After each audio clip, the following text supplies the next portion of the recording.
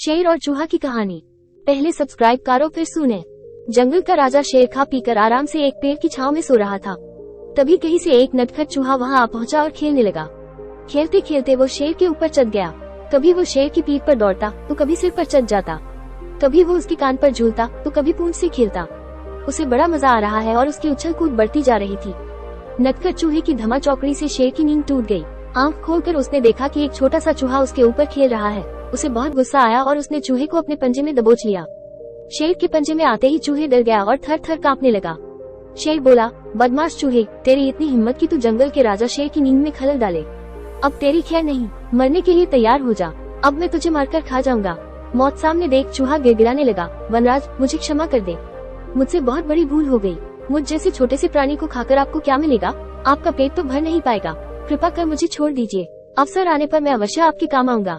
चूहे की बात सुनकर शेर हंसने लगा और बोला, मैं जंगल का राजा हूँ, मुझसे बलशाली इस पूरे जंगल में कोई नहीं। तू छोटा सा चूहा मेरे क्या काम आएगा?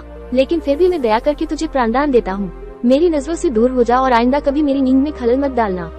चूहा धन्यवाद कहकर वहाँ से चला गया। कुछ दिन बीते। एक दिन शेर जंगल में शिकार के लिए घूम रहा था कि वो शिकारी द्वारा बिछाए जाल में फंस गया। उसने बहुत प्रयत्न किया किंतु जाल से बाहर नहीं आ पाया। वो मदद के लिए दहाड़ने लगा। शेर की दहाड़ वहाँ से गुजर रही एक चूहे के कानों में पड़ी। यह वही चूहा था जिसे शेर ने दया कर प्राणदान दिया था। चूहे दहाड़ की दिशा में गया तो शेर को जाल में फंसा हुआ पाया। उसने फौरन अपने नुकीले दांतों से जाल काट दिया। शेर आजाद हो गया।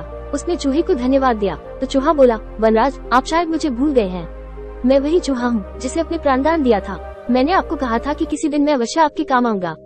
देखिए आज मैं आपके काम आ ही गया। शेर को वो दिन याद आ गया और उस दिन की अपनी सोच पर बहुत पछतावा हुआ कि जिस चूहे को उसने तुच्छ समझा था उसी की सहायता से वो शिकारी से बच पाया है। सीख 1. बाहरी स्वरूप देखकर किसी की योग्यता का आंकलन नहीं करना चाहिए। 2. उपकार कभी व्यर्थ नहीं जाता, किसी न किसी रूप में उसका फल अवश्य प्राप्त होता है।